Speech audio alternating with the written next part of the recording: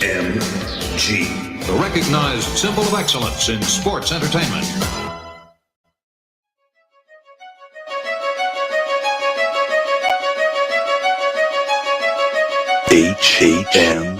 HMG. Hami Media Group. This is your next level wrestling review. And this is NXT. What's your name, fella? Triple H.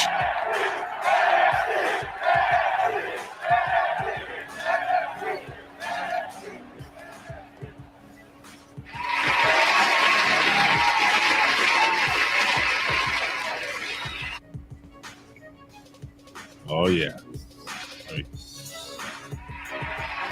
Oh, thank you. You're welcome. Thank you. Thank you. I know.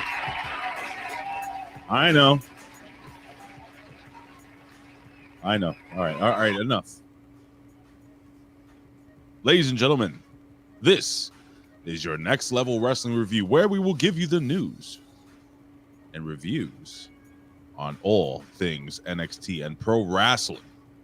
If you don't know who I am, ladies and gentlemen, well, before I introduce myself, head over to channelattitude.com. That's www.http:// whatever the fuck it is. I don't know what is it? Anyway, World Wide Web. What is it? Go to channelattitude.com and subscribe to HMG. Again, if you don't know who I am, ladies and gentlemen, I am the reporter of the people, the man with the plan, Big Ray, here to stay to talk some lucha libre, which is your Spanish lesson for wrestling today. And I am working with... What's your name, fella? Triple H. Sorry. Ladies and gentlemen, I am here with the 4-time Tea and Crumpets Tag Team Champion. I did it again. Wrong song. The Vet. He's a Rip Rogers guy. The Vet. Vet. Rip Rogers guy. Ladies and gentlemen, as I stated before, if you want to get your hands on some tea and crumpets, you're going to have to go through this guy and his tag team partner. Who is it? Only the Shadow knows. Ladies and gentlemen, here's a Rip Rogers guy.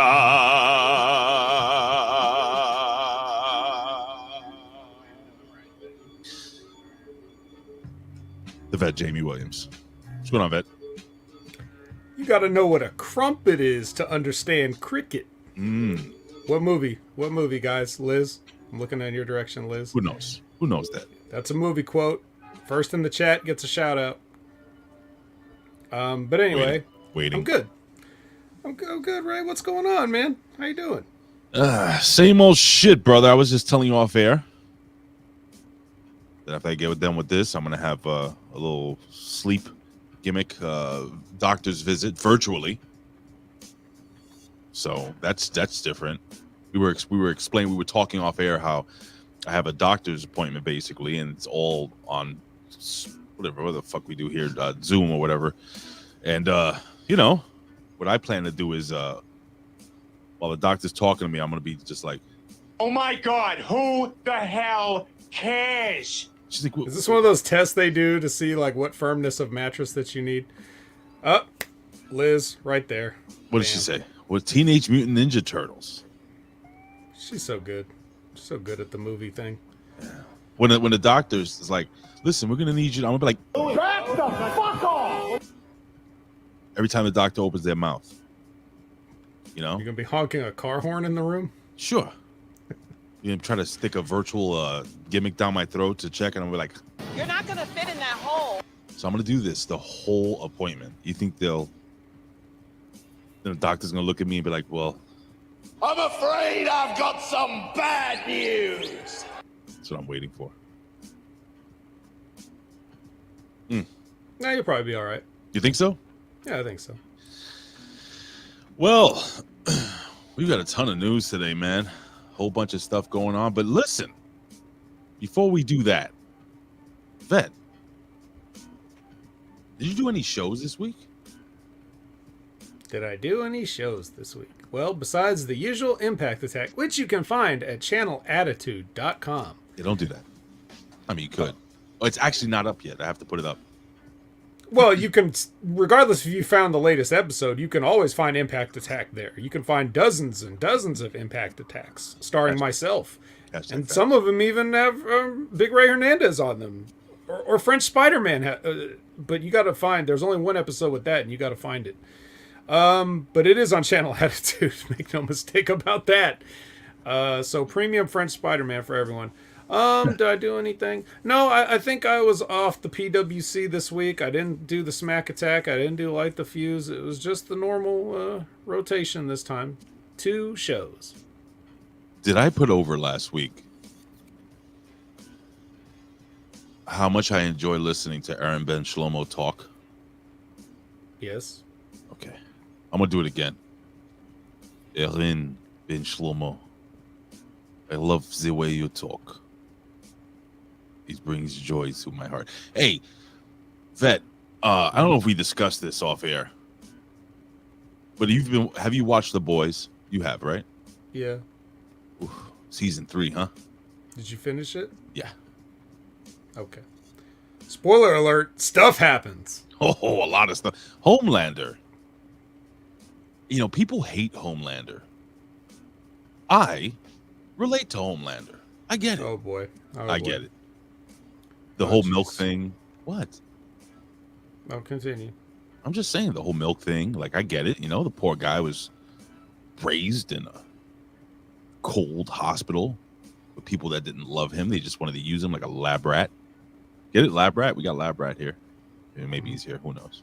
Anyway, I think this is possibly one of the best series I've watched in a long, long time. Very, so good. And guess what else is coming back? Only in, I think, a couple of weeks, right? Like a week or 2. I think you're going to say Cobra Kai is coming back. Yes, Daniel-san. And we can argue about the quality of it again. Oh, so good. So good. Just the worst. So good. Are you a Johnny guy or are you a LaRusso guy? I guess a LaRusso guy. Really? I guess. Well, then you and we got beef, brother. I think that I find it funny that the narrative among fans is that they switched roles when Johnny at the start of Cobra Kai is clearly still a dirtbag, just like he always was, and by the end of season 4, he's still a fucking dirtbag and hasn't learned anything at all. He's the Homelander of karate. Homelander's a dirtbag. Why do people keep saying that? I don't see it. He's a loving father. Holy shit. Spoilers. He's a loving father. He's an excellent lover. He's dedicated. He just wants to be loved. This is why do you think I do this? You think it's for me? No, I just want people to love me, to like me. That is painfully obvious and a little embarrassing, frankly. You should I could tone that down a little bit. Desperation is not attractive. You know what, Vet? Back the fuck off! Fair enough. All right, well, you know what time it is, Vet. Acknowledge me. Acknowledge me. You're gonna acknowledge me. You there, sitting at home. Acknowledge me. This is stupid. What? How does how does it say we have 15 people watching and I only see like 8 people? Are you logged in? Do you use the login that I gave you that time? No. No. Why would? Because if you did, then you can see everybody here. Well, even so, why would it be different? Even if I'm just one of the normal YouTube watchers, why would the numbers be different? Why would there be half? Why would you tell me one number and show me another number? Let me read you All right, fingers in the hole, guys, so that Vet can acknowledge you, please. Let me read you the first let me read you the 14 people. Okay? Okay. 18. And we're gonna start with Lizbeth because she won the movie quote contest. Oh. So a special Lizbeth goes first. We're not going alphabetical order. We're going Lizbeth is first. Number one. Okay. Number one in all of our hearts and the only female here. Unless Alexa's watching on Twitch. Is she watching on Twitch right now, Ray? Could you look over at Twitch to see if Alexa's watching? Anyway, while you're doing that, finger in the hole if we don't acknowledge you. so we have Lizbeth, Bobo, who was the recipient of a vicious $10 face slap. Wow. And got to walk out Dirty Dango at the Immortal show there that weekend. So He did. Big weekend for Bobo. Okay, Canada Spaceman. Mm-hmm. The professor, is that the effervescent one himself? That is the magnanimous one. Yes. Oh, Senor Veracruz, welcome. Hello. Dan Heffron. Mm-hmm. Aaron Ben Shlomo. You want to do an impression of him real quick? He's Aaron Ben Shlomo. There you go. Frank's Pickle Barrel Ass, right? It wouldn't be a show without him, which he wasn't here last week, so he's got some explaining to do. Lab Rat. Yes, testing AIDS on Lab Rat. Is here. Scott Woodford and Yojimbo. So we're missing 4 people. One of those must be me, so we're missing 3 people. Let's see. Well, Hameen Media Group counts as its own thing, so now we're missing 2 people. Who is the algorithm leaving off? If we miss, Yojimbo.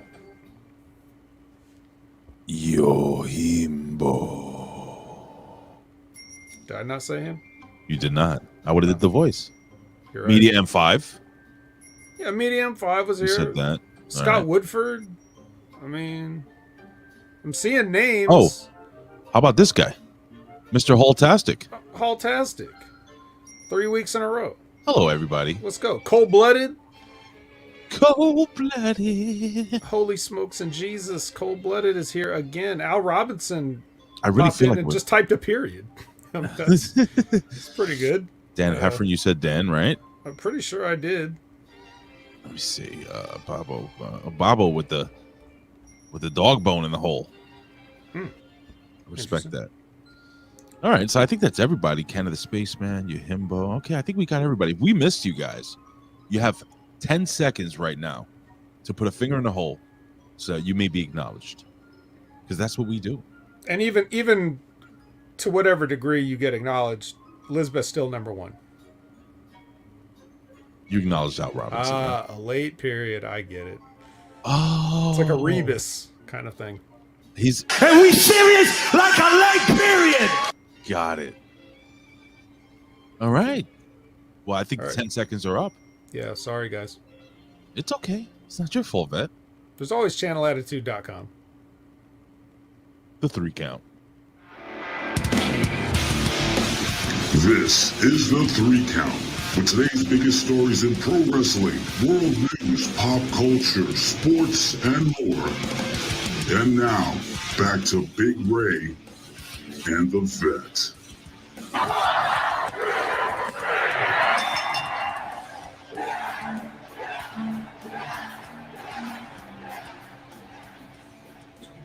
All right, it's the 3 count, guys. And you know how we do this. We give you the latest news, reviews, and whatever. With the latest news, we talk a couple of topics, and then we will review NXT 2.0. This week, NXT Heatwave, and I'm wearing a fucking hoodie. It's just that hot.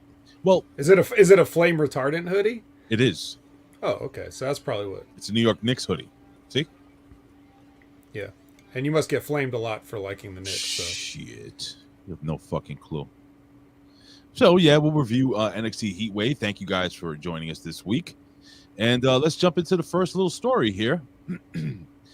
WWE stars accused of spreading negative propaganda about Top Dollar Holla Holla. So if you guys don't know, if you've been living under a rock, hit row.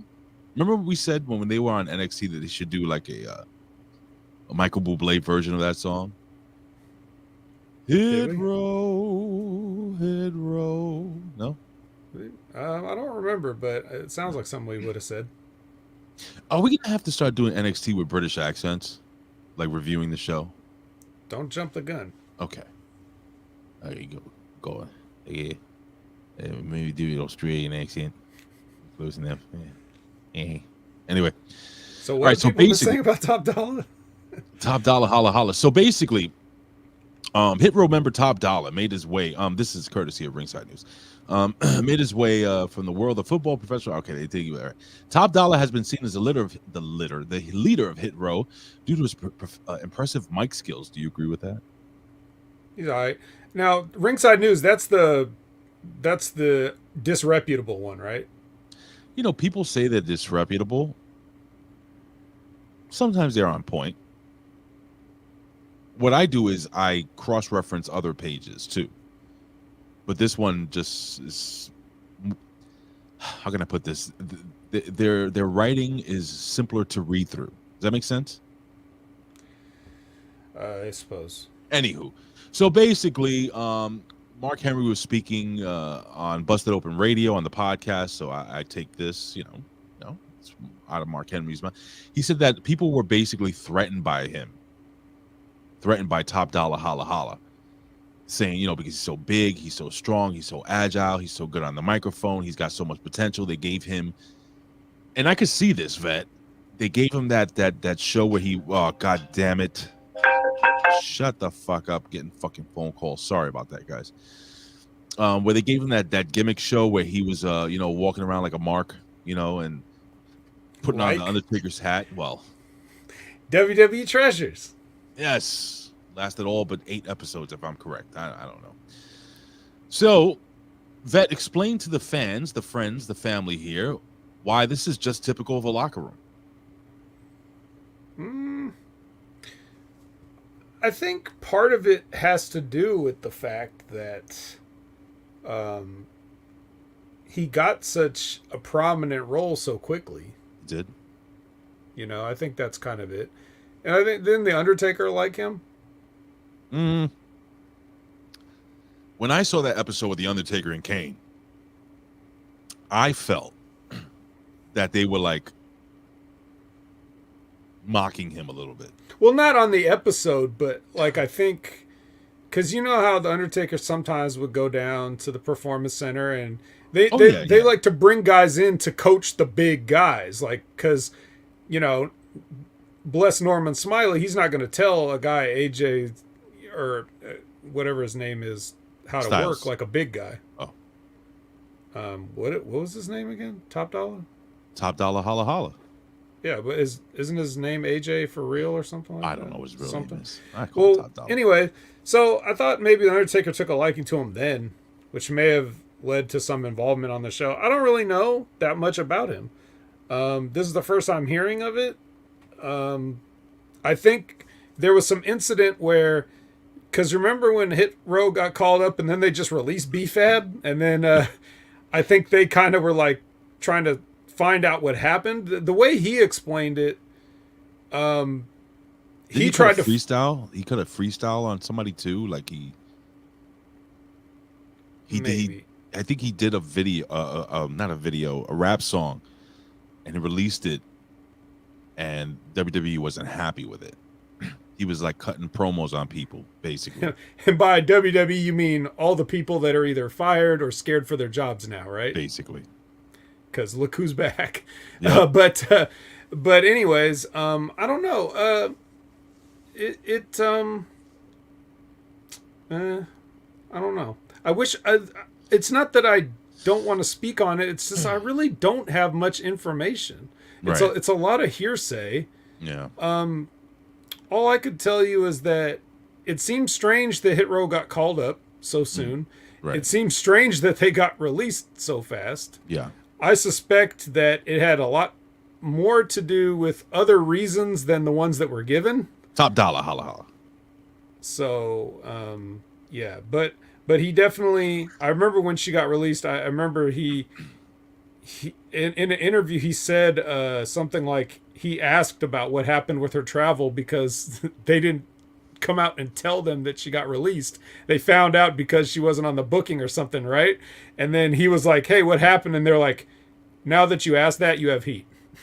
It's like, Well, the professor, I mean, like, that's the wrestling. professor, I'm sorry, reminds us that Top Dollar cut promos on the Young Bucks. Oh, all right. Well, whatever then. Then he should not have had heat for that. And Professor also confirmed that his name is AJ Francis. Oh, okay. I knew it was AJ something. So, anyways, Not a bad name. not too bad. But I think Top Dollar is probably a little bit better. Look, I don't know, man. Look, they're back. They're Well, back, everybody. so what do you? So here's the deal. Okay. They're I wish they were a little grittier. They're kind of still doing that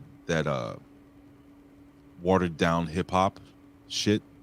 That makes any sense? I mean, are we sure they're watering it down, or is that the strongest they got? I don't know. Like maybe they are just corny, right? Like I don't know. They could be corny. They could be. If they corny. if they were rappers, they'd be rapping. Well, they They're are wrestlers. rappers. They'd be wrestling. Apparently, Top Dollar is the one who wrote most of the lyrics, or all the lyrics to Swerve's shit. Swerve stuff, and back and forth we go. He also has albums out. He said, but apparently, yeah. I mean, SoundCloud. I Been doing don't this know for where years, store son. you can walk into and buy an AJ Francis album. So It's him and Andrew Bello. oh, Yeah, a mixtape. yeah. Anyway, Well, excuse me for a moment while I throw up. Oh, gotta you're go ordering? buy this. Yeah. Are you ordering this now? Are you ordering 8-track? Isn't that one of your friends? It is 8-track Brown. It's my buddy Travis. So I just wanted your thoughts though on Top Dollar. The group itself. Now they're up on the main roster, and I mean, do you think they're going to be a big deal? Do you see them basically cutting the other two, B-Fab? Because B-Fab was not good in the ring. I mean, I think we were pretty clear. The multiple times we saw her wrestling, she was not very good. As a manager, I think she works. The other kid is good. He's a solid wrestler, very small. So, Top Dollar is the guy that I believe WWE is going to be focusing on making a star. He's got a ton of potential, a ton of star quality. And people forget that Swerve was actually put in that faction. He was not an original, as they say, original member of the three. Well, so it's more like they were added to him, right? Because facts, yes. that was he was the one that on NXT he had the vignettes of him making music, and then they didn't do shit with that for like 6 months, and then all of a sudden these three strangers show up. Right. Well, actually, Ashanti the Adonis was working under a different name as all by himself, but I didn't see Fab and Dalla until they put them all together as a group. Look, we really haven't barely scratched the surface of what a group like this could do. So I'd rather just reserve judgment and see where it goes from here. But that's fair. They don't like this. Now, this is not a knock on the guy. It's more just like how I see the company looking at it. And I don't think that they really look at AJ Francis as some kind of a super mega star main event talent. They probably look at him and the group as a good spot on the show that's something different. Like just a little something for everybody, and they fill a certain spot, and they can really own that spot. But if we're talking about WrestleMania main events, I don't know if that's going to happen. Okay. We got some breaking news.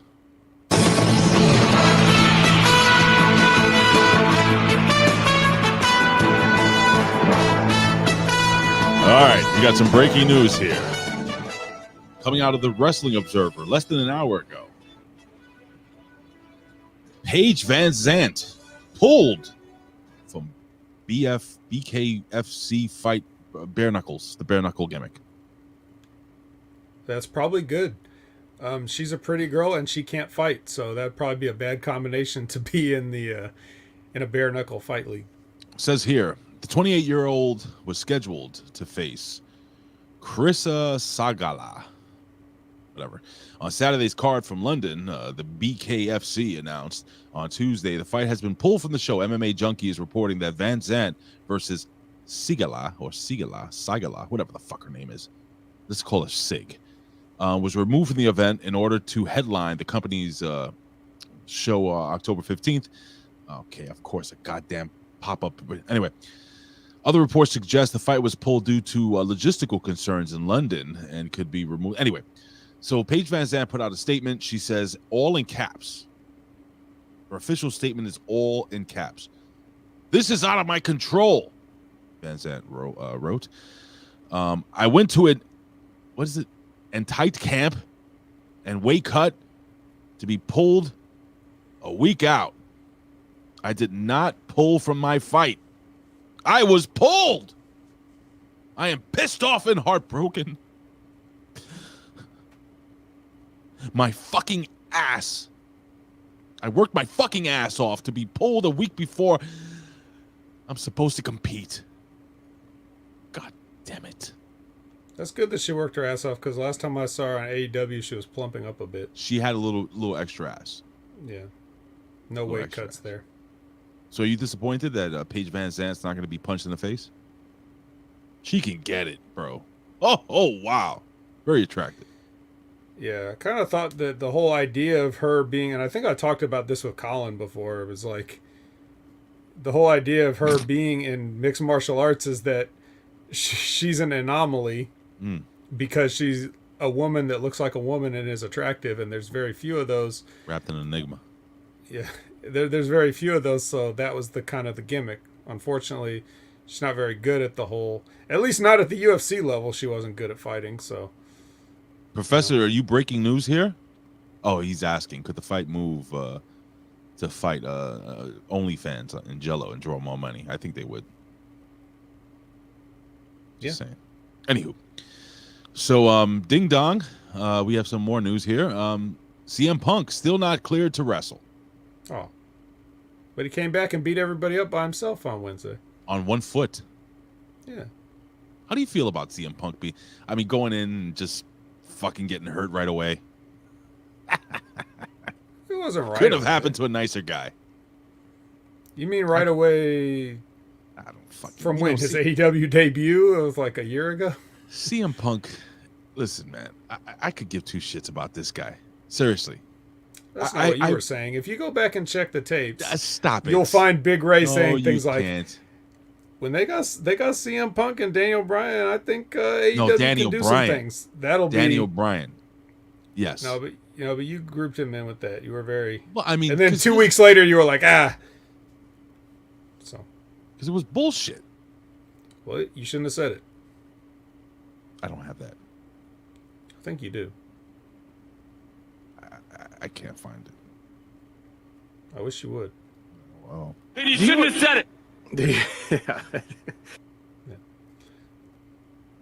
It's not fair. So, are you disappointed that CM Punk is not going to be wrestling, bro? A little bit, because they kind of need something to go on over there. It seemed like the minute that he left, that show got lost in a hurry. Mm-hmm. So, I don't know how much. I wouldn't have guessed that he would have had that big of an impact on the entire show as a whole, but apparently he does, because it was noticeably different without him. So. Oh shit, we got some more breaking news.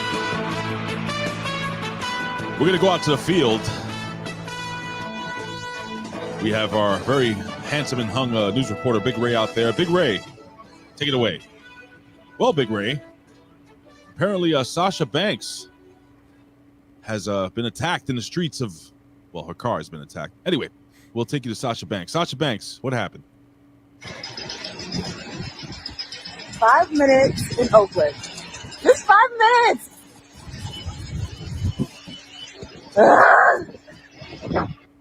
I don't know if it was just me, but I was extremely turned on by that video. What did the video show?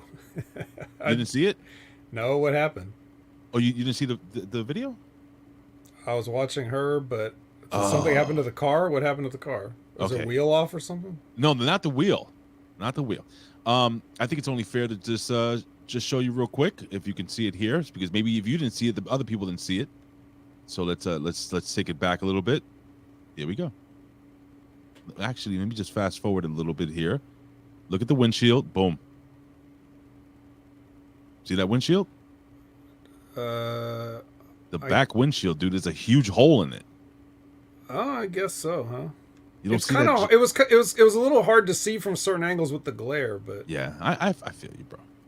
but So yeah, they broke there's a hole in there. Well, they broke into the back of Don't the wear car. a fucking Red Sox hat in Oakland, you idiot. Well, you get what you voted for. That's all I have to say. Vote. Like it matters, right? Yeah. Fucking jobber. What's Sasha he doing Banks in gets- Oakland anyway? I don't fucking care. What the hell would a person with money be in Oakland? Dude, Oakland is terrible. Even MC Hammer doesn't live in Oakland. Jesus Christ. Seriously, why would you go to Oakland? San Francisco has turned into shit, bro. That is so bad. Oakland's a place you end up. You're like, oh shit, I gotta go to Oakland. Fuck, I live in Oakland now. No, Well, nobody anyway. lives there. Bro, I am incredibly excited about this. Okay. Possibly one of the greatest women wrestlers of all time is making her comeback. Brandi Rhodes, who hasn't wrestled since January, on an episode of AEW Dark Elevation, where she defeated Keeling King. Who the fuck is that? Kyling? Is that what it is? Kylan King, yeah. She's the king. I'm just wondering, Bobo, you still spitting out your teeth? That's not fair. See, when I got smacked, no fucking beard, nothing to cushion the blow. You know, I didn't even have this little gimmick here. And Ben told me, he's like, I'm gonna lay into you, y'all. And he laid the fucking if you look at the video, he didn't do the hard stomp, to make the noise in the canvas. He just fucking reared back and he came down like I'm a bitch. Hard. You guys got it easy. I'm just saying. Anyway, Brandi Rhodes has been Brandi Rhodes, not Rose. Brandi Rhodes, the NXT Women's Champion. So she's been wrestling, brother. She's been wrestling. Are you excited to see Brandi back in? Oh yeah, and some chick named Trish Stratus might wrestle again too. Oh yeah, who cares about that? Brandi Rhodes, though, you don't say. The pioneer of Whoa Baby, wine for pregnant women. Whoa Baby. The chief brandy officer of AEW, and the first woman to get a figure in the AEW action figure line. Mm-hmm. Yeah. Yes, Yeah, I'm very excited. No, I'm actually very excited. Are you really excited to see Brandi Rhodes wrestling again? Yeah, I want to see what happens when some of the girls get their hands on her. She wasn't very good. I know. Don't you think I know? Are we going to see Brandi Rhodes versus Trish Stratus? Yes. Yes, we are. The professor It's a dream says, match. The professor says, and I quote, "The women's division suffered when Brandi left." Do you agree with that, AEW? No. Oh. The women's division suffered when it was established, and it's been suffering ever since, and it continues to suffer. I agree with you, Frank Spiegel. Whereas, that's a fine woman. She is beautiful. It was okay. Was it on this show that I made the comment that I don't remember what comment or what show it was, but I'm pretty sure it was on one of these HMG things. Maybe it was on the PWC. I can't remember. I have it here. I actually have it here. I'm here to date your 6-year-old. That's not you. Sorry. That was definitely not me. No, that was A-Track Brown. Okay. Yeah, it was when she was like, it was when she was doing one of those videos on AEW where she was like in a bikini or something. Oh my God. And I said, well, I guess her ass came from the white half of her family. Wow. Jesus. But everything else is. I haven't played this in a while. I like big butts and I cannot lie. Well, then there's nothing to get excited about for Brandi Rhodes coming back. Brandi Rhodes, aesthetically is possibly, hear me out, I'm listening. The most beautiful woman in the history of professional wrestling. Name me 3 women that you think, like face and everything, are prettier than her, or more beautiful than she. Than Brandi? Than Brandi Rhodes. You can't talk about, not Moolah. She's in a class of her own. Yeah, she's above and beyond. Stacy Keibler, that's a good one. But Yeah, I don't think she's on. as. I don't think. I don't even have to. I don't even have to. The chat will do it for me. I don't think she's as pretty though as Brandi Rhodes, Stacy Keibler. No, I think she is. Young Trish Stratus, not as beautiful as Brandi. Bertha Faye, that's a good one, Professor. Mount Fiji, she was cute. No. Some of these are like there's a point where Mickie James is cute. Listen though, and sexy. Mickie James more than cute. Velvet Sky more than cute. Listen, Velvet Sky is hot actually. When you reach a certain Tori Wilson, I'm sorry, she's up there. When you reach a certain level of attractiveness, right? It just becomes your preference. Like you can't really say these women are more beautiful than the other because says who? You? Yeah. Oh. Well. All right, so let's get to the big news story of the day.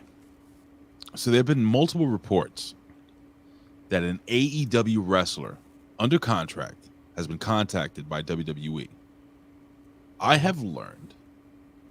Now, a lot of these sites are afraid to say it. They're just saying a notable wrestler. This is more than a notable wrestler, ladies and gentlemen. And maybe you're hearing from this from me first here on this. And I think over the next couple of days, it'll come to fruition that Cody Rhodes has been in contact with Kenny Omega, trying to lure Kenny Omega into the WWE. Also, from what I understand, allegedly, Triple H has also been in close contact with Kenny Omega and possibly the Young Bucks, bringing their act to the WWE. Is there a place for Kenny Omega, Fett, in the WWE? And if Kenny Omega finally made that jump, now that Vince McMahon is gone and Triple H is running the business, you know the deal, what would you do to book this guy? How would you bring him in? Would he be an entrant in the Royal Rumble? Would you have him come in with the Bucks as a faction? What do you think, buddy? And again, this is all alleged. This is what I'm hearing from friends. I could be getting worked. Who knows? No, you're hearing it now. I'm a mark, you know. You're hearing it now, but I mean, I've heard that years ago too. So yeah, but now it's like for real. Like, I mean, it was for real back then because they were obviously trying to. But this is like he's under contract. So before you answer that question, I have another question. All right. Well, take note of all these questions because I'm losing track. Okay, so if you're an independent contractor, right? Can you just break that contract if you really wanted to? Is that really a contract? You're an independent contractor. And then the follow-up question to that was, how would you book Kenny Omega coming into WWE if he in fact did? Well, to the first question, it depends on the language in your contract. I don't think everybody signs the same contract. I think when you have guys like Kenny who are like co-founders of the company, they're going to have a little bit of different language and a little different structure to their thing. You know what I mean? So his is probably more exclusive. You know, if they want to, if Triple H wants to call Cole Carter at AEW so that he can have 2 dimes back, I don't think Tony's going to put up that much of a fight in court over it. Right. If he calls Kenny Omega, I think Tony might have something to say. So, excuse me. But yeah, that depends on the contract they sign and write up. Elizabeth wants to know this question though. Why would WWE want Kenny Omega? She's honestly asking. Okay, well, I'll give you the honest answers, Liz, especially because you won the trivia contest today. So I was going to lie to you all, but because Liz asked nicely, I'll tell you the truth. Oh, shit. Is there a place for Kenny Omega in the WWE? Of course there is. There's a place for almost anybody in the WWE if you want them there. I mean, it depends who's running it. If Triple H thinks he can make money with Kenny Omega, then of course he'll carve a place out for him. Vince McMahon doesn't know who Kenny Omega is, therefore he never came. Right. And Kenny knew that, and he wouldn't go. So, and he spent some time in their developmental system too. So he did. I mean, people forget about that. He's familiar with how shitty everything is there. How do you bring him in? What do you bring him in as? I think you would. What I would do is I would rather bring, if I was going to bring the Bucks in, which I would not, but if I were, I would definitely bring them in first. And do the whole, like, kind of like the NWO thing. We have a friend. Not necessarily the takeover part, but just the fact of, like, we've got somebody else who's very interested in signing with the WWE. But because you don't start with Kenny and then go down to the Young Bucks. Like, what I'm saying, I got what you're saying, but I wouldn't bring in Kenny Omega then. I would bring in a third person. We have a third person, and not it won't be Kenny. It'll be, who would it be? Another guy, part of their clique. Who's another part of their clique? Right below Kenny. Right below Kenny? Anybody. Somebody from Japan. One of the Chinese karate wrestlers. Come on. Give me somebody. I don't know. That one guy? Kota Ibushi. All right, Kota. Let's say they bring in Kota Ibushi. Or the Rainmaker. Oh.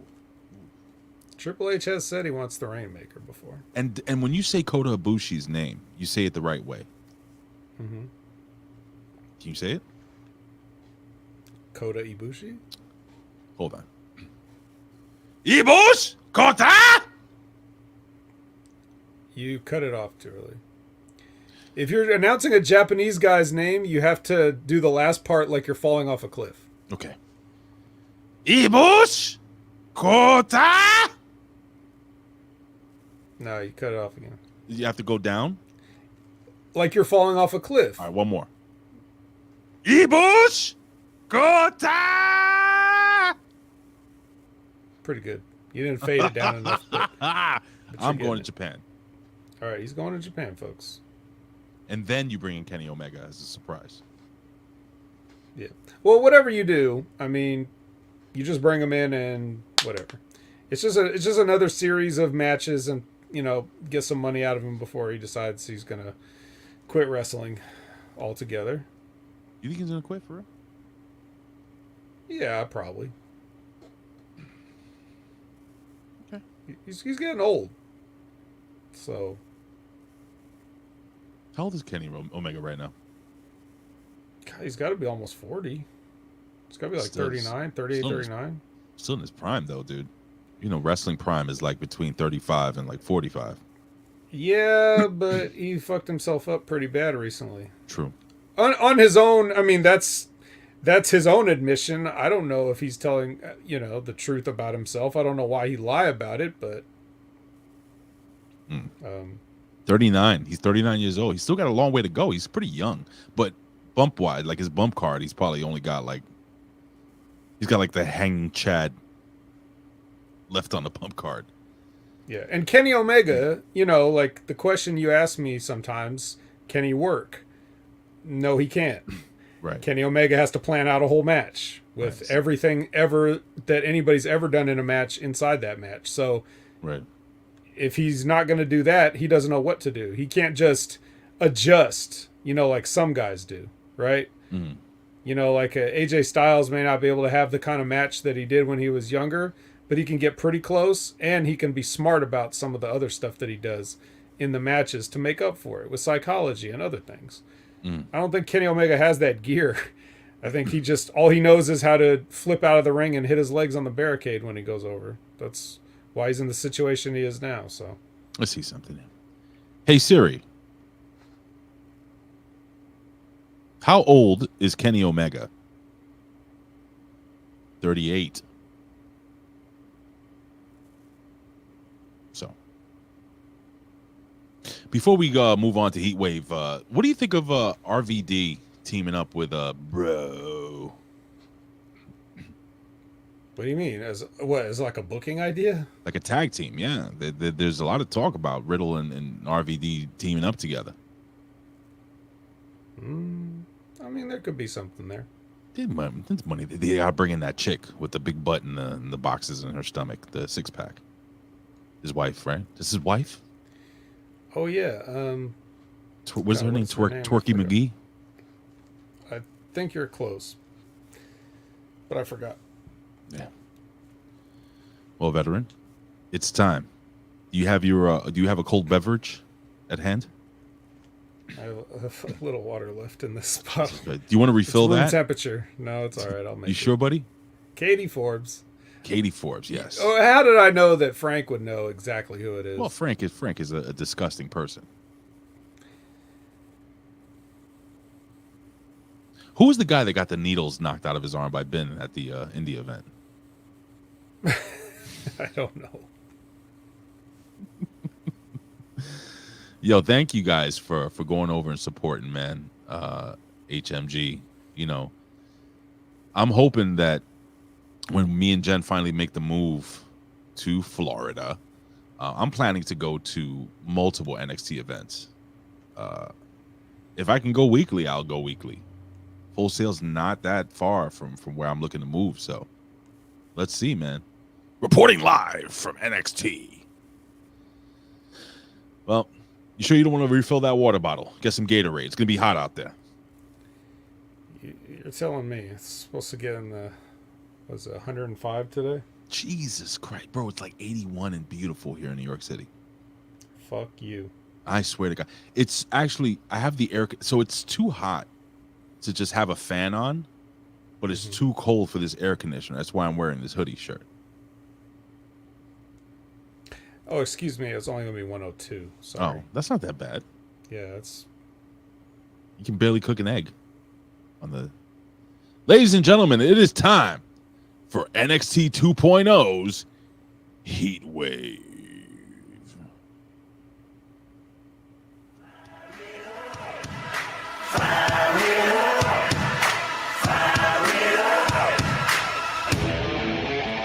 Oh yeah, ladies and gentlemen, Heat Wave took place on the cock? No, on USA Network. Yes, August 16th, 2022. 3 huge matches. And you know who wasn't there? Ibush Kota! Bet, I'm going to cough, so please start the show off. Okay, well, we actually start off Heatwave with a little tiny bit of a surprise because we get a package, right? That's Small not package. the surprise. Small package. That's not the surprise, but the surprise is that it was narrated by Paul Heyman. That was trending on Twitter. Big deal. Really?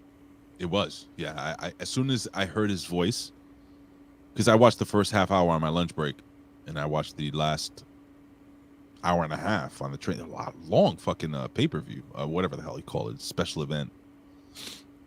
But yeah, Paul Heyman was trending. Did you like that, Vet? Did you like Paul Heyman kicking off the show? I love Paul Heyman. I think everything Paul Heyman does is great. And I know some people on Channel Attitude disagree, but that just makes them sound foolish. Why? And some people have to sit there and pretend that they agree with that. Wait, agree with what?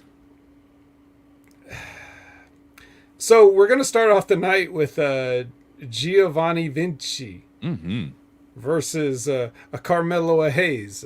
Mm-hmm. When do we start talking like British people? Not yet. All right. It's not time yet. And what kind of British are we going to do? Like the elite British? Or we're going to do righto? The Cockney British. Yeah. Cockney British, yeah. Which one are we doing? I don't know. I don't know. We'll have to switch it up as necessary. Yeah. Oh, cool. I'll let you have all the fun with that. Oh, God damn it. No, you're good at that stuff. No, I don't think my British accent. I think your British bro, everything you do is pretty fucking spot on. And I'm gonna tell you, I'm putting over the Vet right now. Every time he does like a fucking imitation of somebody, or whatever, it's always like really fucking good. Well, the key to you thinking that is me only doing things that I know I can do. So, got it. Right, that's the key. All right, fair enough. So the North American Championship match, isn't this? It's one of the huge matches they meant, right? Yeah, it's three big championship matches, and this is the one to kick off the show. All right, well, here's what I noticed about this. Oh, shit. I noticed that Giovanni had white gear now instead of that ugly cream-colored shit that just looks like he sweat in his white gear way too much and didn't wash it, right? Well, he washed it, but he didn't use Tide. Right. And then I also noticed that early on in the match, and there was some, I don't think these guys really had their shit together as far as working together. They must not have done it much. But the first thing I noticed was I thought this was a planned spot the way it happened at first. The chop block? Well, no, Mello jumped. He jumped so high going for a drop down that it was almost a crossbody. He did the whole, I'm going to jump down to hit the mat for a drop down, and he fucking almost tackled. Yeah, he almost tackled Giovanni. And so I thought that was like, as soon as he did that, I was like, oh, maybe he meant to do that. Like, oh, this is a new offensive move. He went for a flying sliding air drop down.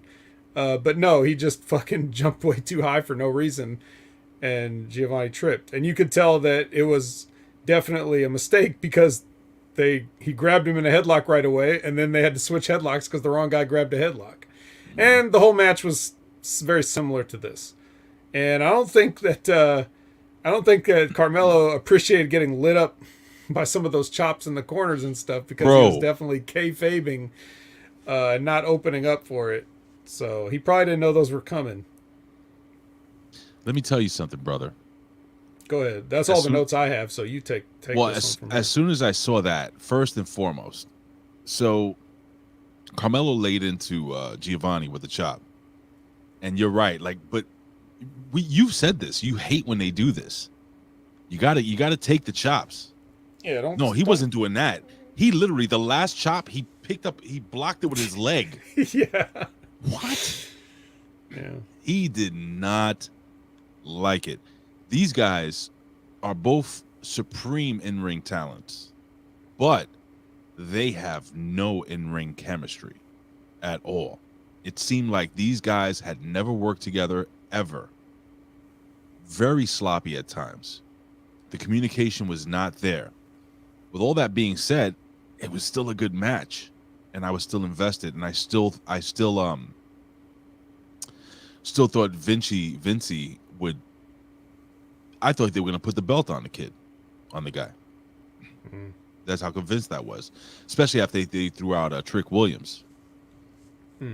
All in all, man, fuck. If these guys had better communication skills when it came to in-ring, it could have been a Meltzer 5-star classic. That's how much I like these guys. Yeah, I'm not going to even come close to agreeing with that, but I will say that for the fans, they probably didn't notice a lot of it too. The fans, maybe some of our eagle-eyed fans here, or some of the hardcores there, probably noticed. But I just mean like the basic people that are chilling out watching it probably didn't see some of that. Right. I think these guys are really good, but together against each other, I think they might need to move away from this quickly. They just don't work well together, in my opinion. Well, there's nothing. There's nowhere to go with it. He fucking straight up beat Vinci, so it's over. Which even that was ugly because it was supposed to be like a Rana pin, and his feet were under Vinci's shoulders, so his shoulder was never down. And that was not the plan. It would be a good finish if they were planning to do something else, because he could say, hey, my shoulders were never down. But not only did he not get up and complain that his shoulders weren't down, he laid there like he had just took a finish instead of getting pinned. Right. So, maybe he was exhausted, like Ric Flair. Yeah, maybe he's the shits. Maybe both these guys aren't even I think they're very good, but fine. I take your opinions. I respect your opinions because... I do have them. Hey Ray, Yo. you should check out New Japan. It's G1. G1's wrapping up. No, thank man. you. Somebody That's was my telling opinion. me Oh, who was bringing up something about fucking what's her name, Amari Miller.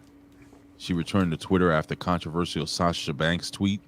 Lab Rat said something here. What's I don't know Sasha what he's Banks talking tweet? about. I don't know. All right, Lab Rat, just tell me what Sasha Banks tweet, because I pulled up the story and it's way too much to fucking read here. So if you could just put it in the chat here, I would appreciate it. But anyway, please move on.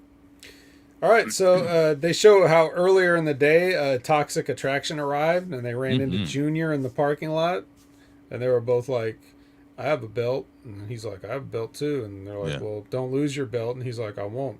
You shouldn't either, and they're like, fine, I won't, and he's like, fine, and then that was it. And then, no, don't forget, the girls gave each other the look like, I'd fuck him. Yeah, I'd fuck him too. Oh, that's true. They did do that. They did. They sure fucking Even though they don't know how, they've never done it, you can tell by their entrance. So, Gigi Dolan was with Darby Allin all those times, and they never touched each other, probably. Just saying. Yeah, so Julius Creed tweeted during the weekend at some point. They couldn't even just tell you what day it was. They just said, over the weekend. Over the weekend, yeah. Yeah, there's no timestamps on Twitter. I don't know if you guys have ever looked at Twitter, but there's no way to find out when something was said or what time. So are you anyway, from the weekend. Oh, from the weekend. Not the music artist weekend. They're awesome. He says he saw what he was looking for on the tape, and he will address it at Heatwave. Oh, good. Right. All right. Why didn't he just do it on Twitter? He wanted to do it in front of the people. I mean, Vince McMahon retired on Twitter. Well, Julius Creed is obviously a better person than Vince McMahon. Got it. That's fair. True, right? Diamond Mine walks, and we go to break. Oh, shit. When we come back from break, we get a Stone and Ridge promo. What'd you think of these guys' promo? That was great. I already did. Was it your favorite? I feel Cranial Ridge is coming into his own. Still needs a manager to speak for him because he speaks with that crazy lisp. Sounds like Sylvester the Cat a little bit. But that was a good promo, man. Good backstage shit. Liked it. Is he leaning into the whole, I'm a caveman looking beast monster guy? I guess. Yeah. What did he say? He sounds reasonably articulate when he talks, so there's that. The guy, the guy has that guy. He's gonna be I think he's gonna be a big deal. Cranial Ridge. I hope Robert Stone goes along with him. I think I will. I've always been a fan of managers, good talking managers, Weasley managers, babyface man. Not all managers have to be heels. Some of the greatest managers of all time were baby faces. Mm-hmm. Guys like Arnold Skolin. Remember that? The Golden Boy, Arnold Skolin. That's right. Captain Lou Albano, when he turned babyface, was a great babyface manager. Mm-hmm. Who else would you put up? Elizabeth? Would you call her a babyface manager? No, she just looked confused and stood there being pretty. Mr. Fuji was totally babyface. Great babyface with the salt and the cane. Who do you think is one of the greatest babyface managers of all time? Babyface manager. It's a lot of heels were managers, so it's hard to remember the baby faces. All right. Oliver Humperdinck. Yeah, that sucked. What the hell was that about? That was terrible. Well, I mean, Paul Bearer was a babyface manager for a number of years. Paul Bearer? I guess, yeah. Like people liked him, or at least they liked to hate him when he was a heel too. So I loved when he was managing in Texas as what was his name over there? Well, wasn't he Percy Pringle? Percy Pringle was what's his name? Hart. Gary Hart. Wasn't he? I know he was mostly a heel manager, but he was a babyface manager for some time. But managers are heels, right? Yeah, Jimmy Hart was a babyface sometimes, but he was better as a heel. Of course. When he was a babyface, it just seemed like he was there for the check. When he was walking down with Hulk Hogan's face on his jacket. Yeah, that kind of stuff, But you gotta love Jimmy Hart. He's the ultimate babyface. Who's your favorite manager of all time? Bobby Heenan. Quit playing. Hands down, right? Yeah, don't even try. All right, who's the second favorite? Slick. Under fucking rated. It's so funny because Under you said fucking rated. you're talking about Slick and Jimmy Hart. So when I was at WrestleMania and I'm wandering around backstage, so I just turn a corner and I just run, like, you know, people are wandering around the building all day. It's a busy day. I turn a corner and I randomly just smack run into Jimmy Hart and Slick. What? Like, yes, they're hanging out, walking around the corner together, and I'm just like, and now we can't not say anything, and they are both exactly like you would imagine, like when I'm shaking their hand, Jimmy Hart's like, "How's it going, baby?" You know, the stuff. Oh, shit. Yeah, nice to meet I'm you. sorry. Nice to meet you, Daddy. And Slick's like, "Yeah, what's going on, brother?" You know, so like all the whole thing. I'm just cold like, blood. yeah, just like I'm just like you guys. Come on, dude. Like, let's be real, dude. You must have turned into a 5-year-old right there. I was too shocked to turn into a 5-year-old. Oh my god, vet. How tall is Slick? Slick is really tall, right? He had to have been about, like, I feel like he was probably like 6'4". He's a tall man. The reason why Slick got over as a manager is because he was skinny as a fucking rail. Yeah. Slick was great. Slick is in my top 3 for managers because the way he talked, and Slick has the greatest fucking wrestling manager theme song. Oh yeah, Jive Soul. Are you serious? Jesus. There was a guy in OVW that used that as his theme music. Like, just straight up took Jive Soul Bro and used it as his theme music. Who? Like, all right. Oh, it was Hakeem, the African Dream. No, I'm talking about when I was wrestling. Not. Oh, there was a wrestler that did that. Was it the Grape Drink Connection? It was. You would have known him as either Ricky Ortiz or Atlas Ortiz. I know exactly who it is. Yes. Yeah, that guy. Great. Fuck. So, anyway. But anyway. Yep. Pay-per-view. Heatwave. Sorry. Yeah. The important thing is that Robert Stone if Robert Stone and the Ridge go up to Raw or SmackDown, I have a way that Shotzi can get her tank back too, because that can be like as soon as she sees Robert Stone, like the minute she sees him up there backstage, she can run him over with the tank. Is she again. fucking still working with WWE? Yeah. Okay. Get used to it. Not a fan. And her action figure just came out, so Okay. ringsidecollectibles.com. So you tell me Julius Creed saw something, He says he did. and he said And something. so Diamond Mine get in the ring, and they're about to tell everybody what Julius Creed saw. And he basically said that he saw Roderick Strong in that match kind of looked like he was sending signals to, or Tony D'Angelo was maybe sending signals to Roderick Strong, so that maybe that flying knee to Julius's face was no accident. Maybe there was in cahoots. And Roderick denies it, of course. And before they can get down to any real business, all of a sudden, they get jumped by some strange men we haven't seen before. Jesus. Or have we? So now we're going to. No, because these guys are Scottish. Oh, they're Scottish. Oh, we need James MacGyver. Yeah, just do a James MacGyver accent or a Shrek accent. I'm not good at that. Are you? Or Fat Bastard, if that helps you. It's all the same. All Mike Myers accents are the same. He just does. You just change. He does his Scottish father. He does Shrek. He does Fat Bastard. They're all the same accent. So Can't do it. I'm afraid to. I ate the baby. See, you did it. Amazing. Yeah. Is that what those guys said? So these fucking they came in the ring and they got in Roderick Strong's face and they were like, "Is that all the thanks I get for a night of hot sex?" And then they beat the shit out of him. I told you guys that is amazing. Yeah. I told you all. So these so I thought they were called Callus. Oh yes. You know, like what I have. This is how Kenny Omega gets in, the Black Hand. Can you tell me anything about these guys? Because I do not watch NXT UK. Yeah, I could tell you a lot about these guys. These guys fucking suck.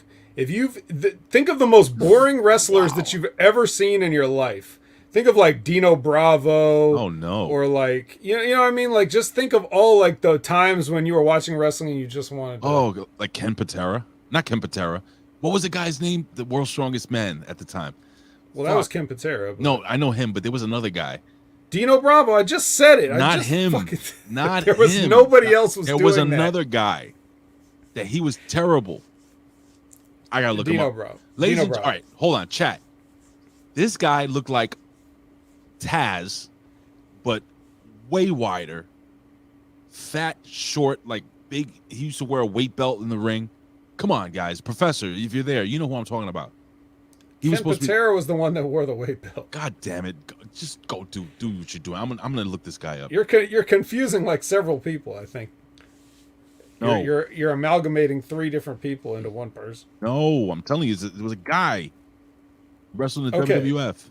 Well, your point is that whoever this guy is he's boring, right? Yes. Well, Gallus is way more boring than any of them. Ted Arcidi. Thank you, guys. Ted Arcidi. Oh yeah, he was. Yeah. All right. Jesus, all right, media. you We got guys it. Ted are Arcidi. Media M5. I love you. Thank you. That would have drove me crazy. Yeah. Was he in WWF much or? Yes. Okay.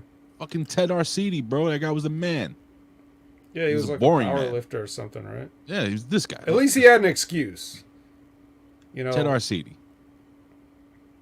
Remember him now? Yeah. No, I remember Ted Arcidi. I just didn't know that's who you were talking about. He was the shits.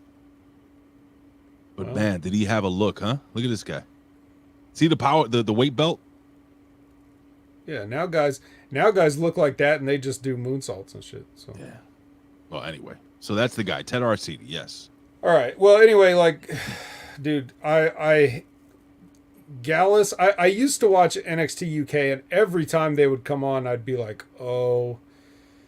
My God, this is the worst thing I've ever seen. They had some terrible, terrible matches in high-profile feuds. The best thing I ever saw in my life in NXT was when Walter fucking powerbombed Joe Coffey on the ring apron for a shoot, and I was like, yes, fuck yes. I have coffee. Yeah, the Coffey brothers are the real problem. That one guy, Wolfgang, the taller one with that looks like a fucking Highlander or whatever, like he's okay. But the other 2 are just god awful. Well, let's just they're small. They're short. Let's just talk about the elephant in the room. Mm-hmm. The elephant in the room is that basically NXT UK looks like it's shutting down, and they're just bringing over who they think is going to get over with the American audience. Well, this ain't it. Really, this they're can't really be that it. bad. No, these guys could never get over. Where's your boy? This guy, Ilya Dragunov. Where's him? Where's he? Yeah, exactly. Where's him? Where's him? They got tons of people that they could bring over instead of these guys. But for whatever reason, these guys have kind of been working on top over there, or in some fashion, at least prominently featured. I hate them. I always have. Is this guy good? Trent Seven? No. No. Okay. Anyway. Not really, no. But he would make a good manager. Just as long as you don't have him take his fucking shirt off. But the main thing I want to get to here with this is that's funny to me is you have a surprise appearance, right? And an attack on Diamond Mine where security comes out and they're like, "Get out of here. You're not supposed to be here. Get out of here." You know, right? You limey. I think they call him a limey. Yeah, probably did. Meanwhile, their music is playing. Oh, their shit. graphic is on the screen, and the entire arena is green because there's green lights that turn the room green. But these guys aren't supposed to be here. It's a surprise attack. See, this is the corny kind of shit that I'm just like, are you not even trying anymore? Why didn't you just play their music with the thing and just have them walk out slowly and then beat up Diamond Mine? What's the point of doing a surprise attack if you're gonna play their fucking music? I know. No, Butch will never join these guys. Butch never did join these guys. I don't stop calling him Butch. Pete Dunne. All right, so they come in the ring and they fucking attack Diamond Mine. Yeah, and then they get ejected. But, you know, with their music playing, and the lights green. Let's be real though. Roddy Strong was not going to help out Diamond Mine. No, but they beat him up too. So they sure fucking. Now he's going to have to help him. Yeah, because isn't it? There's 4 of them, right? Does that prove that proves Roderick Strong's innocence? Right? There's no way these guys would punch him in the face if. Well. Because they almost did that thing where Roderick was looking at him like, "Yeah, thanks for kicking those guys' ass," and then they just punched him. They fucking drop kicked him right into hell. Mm-hmm. So it's Wolfgang, Joe Coffey, and Mark Coffey. Yeah, a lot of coffee. Morning coffee thoughts.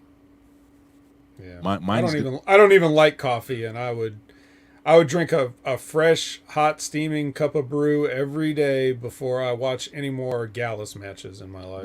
What does Gallus mean? Do you know? I don't know. Some Scottish shit. Anybody out there know what Gallus means? Please put it in the chat. Thank you. I think it's Gaelic for rotten. Gallus.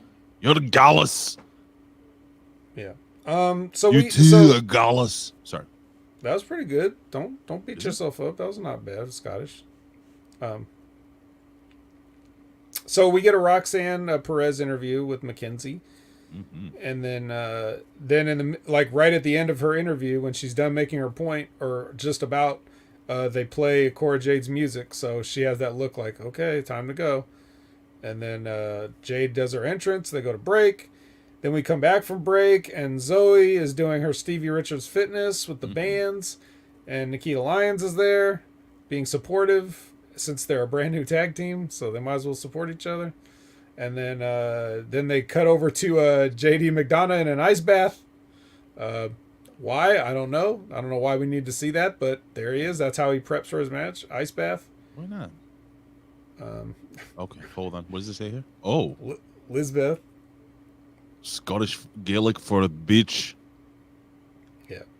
That's probably me. I probably typed in that Urban Dictionary entry like a few seconds ago. You're a bitch. You're a bitch.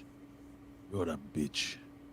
I gotta work on me Gaelic. You're a bitch. You're a bitch. It's like with an E. It's like eh. You're a bitch. There you go. That's Get in me belly. Just think of every Scottish person you've heard. Use Nikki Cross. Use Drew McIntyre. Use everybody. Drew McIntyre. Excellent. I'm gonna work on it. 9 out of 10. Fuck 9 it. out of 10 right there. Fuck it. All right, Cora Jade versus. What'd you think of the ice bath though? Did you like the ice bath? Well, I mean, I think everybody has a right to bathe in privacy. That's all I have to say. So get that camera out of there. Why not? I mean, he didn't say it, but we can say it. I would have said it. I would have been like, get that camera out of here. Okay. So Roxanne enters and she makes a beeline straight for the ring and does a Thez press. And Okay. Go ahead. Yeah. And she does 2 dives that Cora Jade did not seem too excited to try to catch her on, but nonetheless, the effort was there from Roxy. Now go ahead, Ray. What were you about to say? Oh no.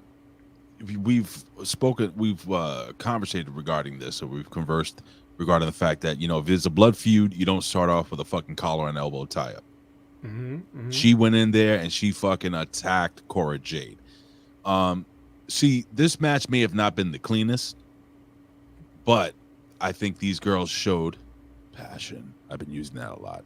A ton of passion in this match. They seemed like they hated each other. They wanted to finish each other off.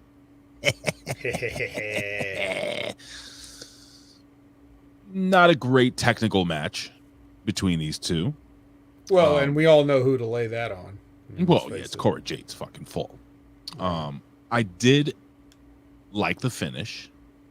The finish made sense to me, but Vet, I'm going to ask you this because I've always wondered this, and I've never asked this question of any professional wrestler.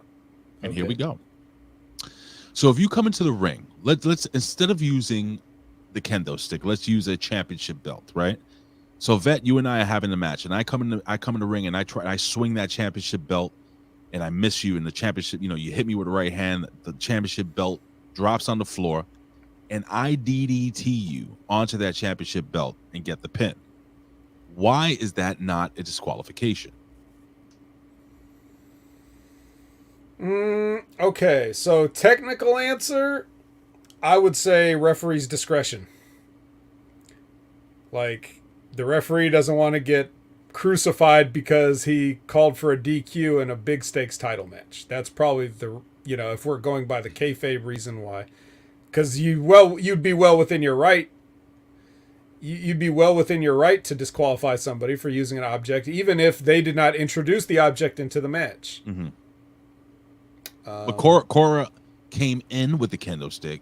Right. She looked down at the kendo stick and DDT'd her on the kendo stick. Right. I say DQ. You could make a case for that. Well, let me tell you another thing about that too. Because I didn't like this finish, not only because of the reason that you said, but she grabbed the stick and like pushed it on Roxy's face during the pin. Now, if you really want to get nerdy and technical, what's the difference between that and like in a tag team match when you push the person in the back to break up the pin? That's a foreign outside influence. That should be a break. Sure. So if you're grabbing a foreign object and just running it across somebody's face, that should be a break. You would be breaking a pin if you were to do anything illegal during the pin. So let's say you're pinning somebody, but you put your elbow on their throat. The ref's not supposed to count that. Okay? That's a choke. So even though the person wouldn't be getting up anyway if they were knocked out, because you're putting that elbow across the windpipe and that's an illegal choke, the ref's not going to count the pin. If you're holding somebody down on the mat by their hair, ref's not going to count the pin. If you're pulling the tights, ref don't count the pin. If you push a kendo stick across the jaw, that should be a no pin. So right. I don't know if I don't think maybe they didn't actually talk about that. Like maybe that's an audible that Cora Jade just, because she's just some dumb kid and doesn't know wrestling or anything. She's not really, she doesn't know the traditions and the rules and shit. All she knows is this phony WWE bullshit that she's watched her whole life. If she just did that because she thought it would look cool in the moment, and didn't realize that would fuck up the finish, and the referee's not going to like, well, if I don't count this, because who knows, the referee's probably a fucking mark and doesn't know that either. Right.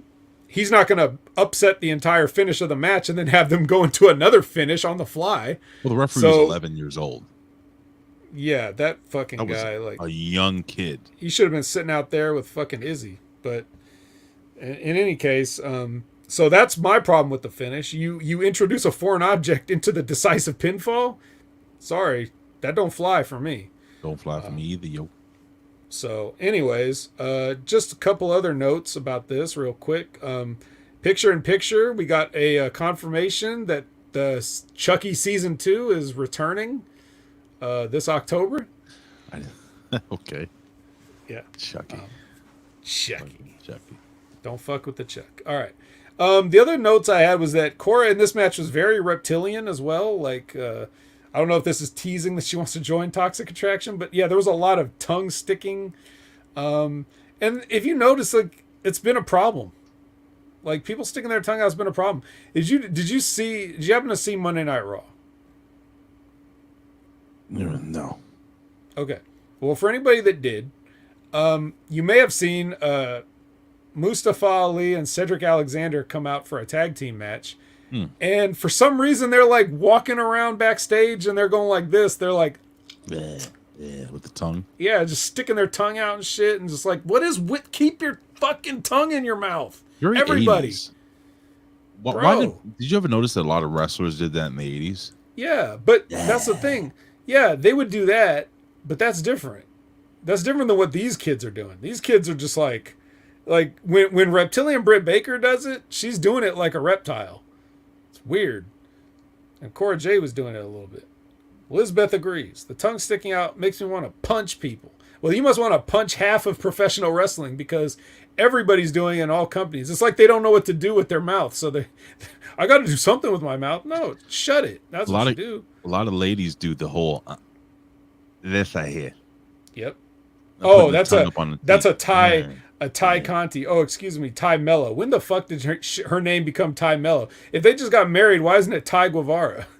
But anyway, yeah. I counted a insert promo, the one where Sammy holds up the cue cards or whatever. She stuck her tongue out like that, like cleaning the top of her teeth or whatever, 14 times.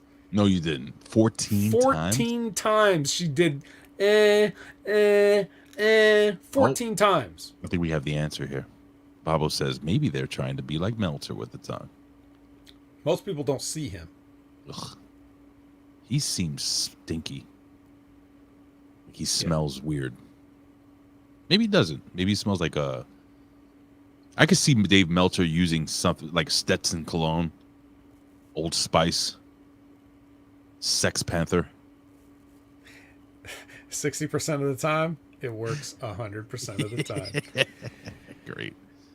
All right. Well, anyway, moving on. So the country trio with your girl Fallon Henley is interrupted by the Scottish trio, who we just saw, who they're not supposed to be here, but their music and their entrance and their lights were ready. They're eating and catering. Yeah, they were just eating. Like, oh shit, let's go out there. We're eating haggis. Yeah. Callus eating haggis. Yes, a delicious haggis had to be provided just for them in catering. Everybody else was like, ugh. But this haggis. Yeah, let this haggis out. What is haggis? Do you know what it is? It's sheep organs boiled in a sheep's stomach. Oh God, are you shitting me? I'd still rather eat that than watch any of Gallus's matches, but with a coffee. Yeah, with a coffee. A haggis and a hot cup of coffee, boy. Let me tell you. It's better than watching Gallus matches. Hashtag Diarrhea City. Man, if you don't believe me, go back on the network and you can watch some NXT UK. Yeah. No, I won't. I refuse. Okay, don't do it. Yes, sir. So anyway, this basically ends up as a challenge for those NXT UK tag team titles, which Gallus claimed to have held for like 400 and some odd days. Nobody cared, but they did. That's part of what made it boring. I was like, ugh, these guys. So next week we'll see if they can get them back, because they don't like it on these, hillbilly, hick, redneck, cowboy, whatever. And we get a Santos and Tony package. So if you haven't been following the saga, you can get all caught up in just 3 short minutes or whatever it is. Then we come back and we get Mandy stretching, and we get Junior bouncing up and down, and then Apollo Crews comes in and they dap each other up, and then Apollo looks at the belt for a second and then's like, ah, and is messing around, and he leaves. So everybody's still friends, and Braun goes back to bouncing. And now we come to the Santos versus Tony street fight. You seem very excited here, Ray. Let me just say, we get a cinematic entrance for Legado del Fantasma. And before I let you take over, I just want to say that you have a situation here where you got us, basically you've got 2 heels that have been at war with each other. But the crowd has a clear favorite in this. And the reason being is, no matter what in wrestling anymore, the days are gone when, fans would cheer who was supposedly good and boo who's supposedly bad. Now, regardless of which one you are, if you're not getting the job done, they don't like it. But if you are getting the job done, which even means if you're being a great heel, eventually you will build up enough equity that they will respect you. And that's exactly what we see, because these people were very behind Santos, and it can only be because of all the great work he's done there and the time that he's been there. It's not because his character is a good guy or anything like that. He's never changed. He's still been the same, scumbag criminal who the only reason he has these guys by his side is because he kidnapped them and threw them into an Escalade and brainwashed them, and they came back and joined him. So, but all that being said, this is what equity gets you. If you earn the respect of the fans, it's hard for them to ever look at you in a certain light again. So they were never going to boo Santos Escobar in this match. And that's what I took away from this. But please go ahead with your thoughts on the match. Well, first, I'm going to do this for Canada Spaceman. I don't know why he wanted this, but... Why are you gay? Who says I'm gay? You are gay. Okay. So I fucking love this match. I enjoyed every bit of this match. Especially the finish. I really, really, really liked the finish. I love the way the guys were getting involved outside the ring. Everything for me made sense. I like when D'Angelo actually runs into what's her face, gimmick Joanna, and he knocks her over, right? And you know, nowadays when a wrestler, especially in the WWE, hits a woman, they just stand there in shock and awe and like thinking about how they're gonna lose their job, and like he kind of like, he said, fuck it, you know, he didn't give a shit. I love that. These guys worked so well together in the ring, man. They did beat the shit out of each other, and that last part where you have the crow. Oh, by the way, I forgot which one of Legato hit Tony Two Stacks or whatever the fuck his name is in the face. Holy shit! I don't know how he didn't get really fucking clobbered with that goddamn thing, with that crowbar. I mean, he swung that thing like a baseball bat. Kudos to them. The crowbar ends up in the ring. The brass knuckles ends up in the ring. And there is that moment, the double down, where they're like, all right, it's time to go home. You know, that you see them communicating. They both get up. They're grabbing at each other. They're both fucked up and tired. I mean, the story just unraveling, being told there was beautiful. And then they both see their weapons of choice on opposite sides of the ring. They both grab their weapon, one with the knuckles, one with the fucking, the crowbar. And of course, a crowbar, much like Teenage Mutant Ninja Turtles for Nintendo, you want to use Donatello because you have more of a reach with the goddamn, with the long staff. Smacks this dude right across the face with it, pins him 1, 2, 3.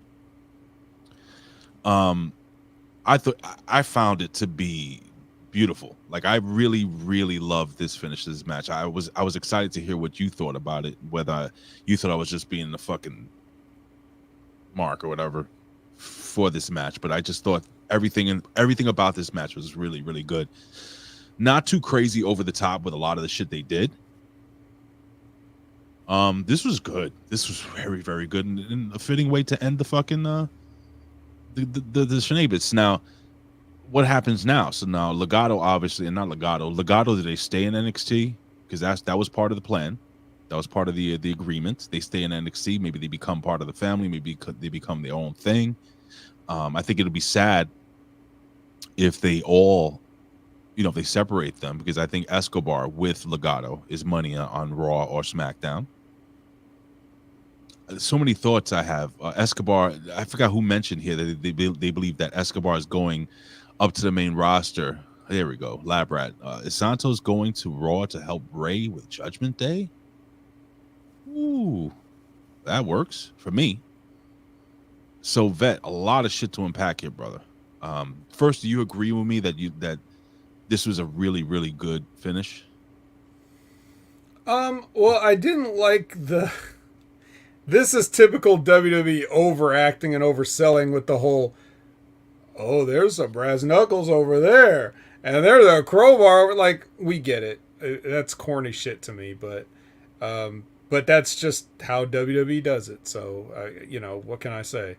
The match was, well, I mean, I may have been putting my socks on during some of this. Oh, boy, of course. You and your fucking socks. I saw what you tweeted.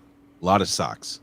There was like a sock explosion in there. Socks everywhere. I was pulling them down from the ceiling, and it was just crazy. But I did kind of see most of it. Like I saw what they were doing, but Ray, like, bro, when you watch all this wrestling, another street fight, like, can we just like? It's not that I don't think they should have a street fight. It's that I wish everybody else wasn't having random street fights for no reason, so that things like this would feel a little bit more special.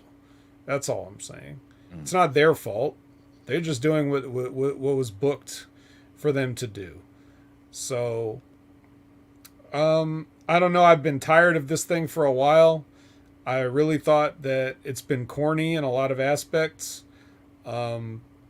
These guys is, organized crime aspirations extending to like one wrestling developmental down in Florida. It's just so everything about it is it's hard to like really get into, like really sink your teeth into and say this is quality entertainment. So for that, yeah, I can't really get on board with it. But I've always been a big proponent of Santos Escobar, whether it's as King Cuerno, which is probably the first time I remember seeing him, or as Elio del Fantasma, which, you know, he came into NXT as, and I was very surprised that he actually did that gimmick before he turned into this current gimmick. I've liked what he's done with everything he's been given so far, and I'm excited to see them give him new things and see if he can hit those things out of the park as well. Tony's still got some ways to go,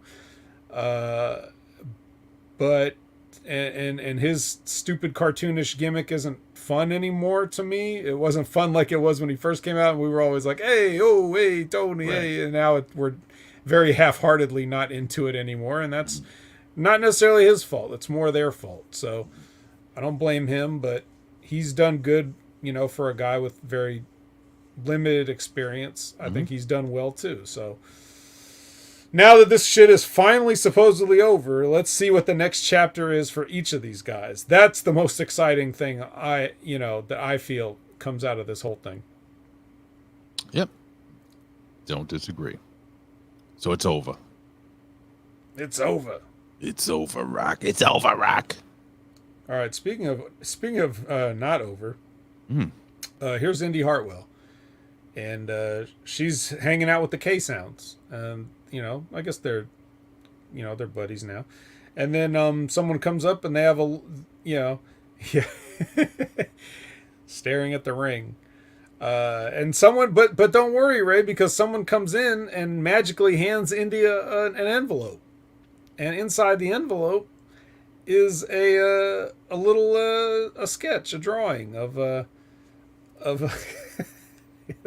that piece. Yeah, it's a sketch of Dexter carrying Indy, and Index. It says Index forever. Yeah, and she's very happy again. So she gets a love letter from her criminal husband or whatever. But then someone walks in and rips it up, and they're like, you know, I'm Blair Davenport, and I'm going to rip up your picture. And, who is this Blair? This little delicious morsel. In another life, this woman was known as Bea Priestley. She was, or maybe still is, Will Ospreay's girlfriend. I don't know what their current status is. Last time she was seen as Bea Priestley, Will Ospreay was knocking her the fuck out in New Japan Pro Wrestling to show how serious he was about his title aspirations. So how serious was he? Was he this serious? No, I'm serious. I'm dead serious. Or was he? Did somebody say hit the wrong Andre Chase? No, I didn't. No one said that. I think you know where I was going with that, but I'm not gonna hit it. Yeah, she was this was as serious as Andre Chase. Yeah. So Bea Priestley, formerly Bea Priestley, now Blair Davenport. She's been in NXT UK. How nice look, this girl. Good, you know, like pretty but tough. Yeah. For those who didn't watch it, I'm just putting this up. For those who didn't watch it, this is who we're talking about right here. There she is. She's all right, brother. Yeah. She's got a good look, man. She's got like that I'm gonna fucking cut your throat out look on her face. Yeah. Isn't Bea Priestley the one who hurt Britt on AEW? Maybe. I don't remember. That was a long time ago. It was a long time ago. I don't remember who hurt who. Yeah. Okay. So there she is. As a wrestler, she's all right. She's okay. Okay. She's okay. Yeah. Nothing amazing. Okay. Now Zoe and Toxic Attraction both walk to the ring. Then we get a package for the Lights Out match between Tiffany Stratton and Wendy Chu next week. That's going to be next week. This HEATWAVE was too full up. We can't have a Lights Out match because it's too hot. But next week we'll have our Lights Out match. You looking forward to this? Would you like my opinion? Yes. Oh my God, who the hell cares? Boy, you turned on these women, didn't you? It's not even It's not even Mandy. It's not even Zoe. I mean, not Zoe. God damn it, Tiffany. It's Winnie Chu. You loved her. I did the first 3 weeks. This gimmick is stupid.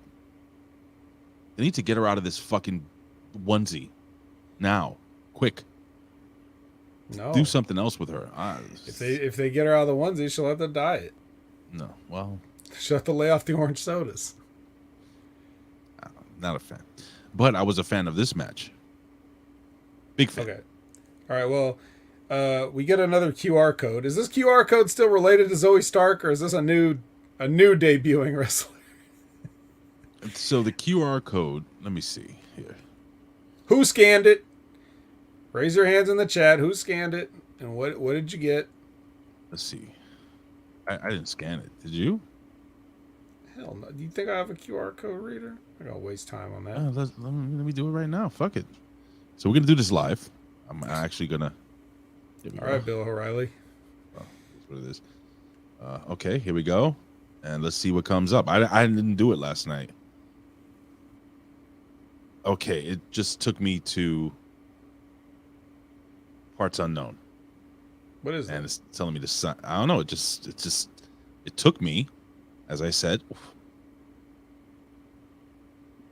to parts. That's what came up. I don't know. It's a QR code. You got Papa Shango back there, Demolition, The Ultimate Warrior, parts unknown.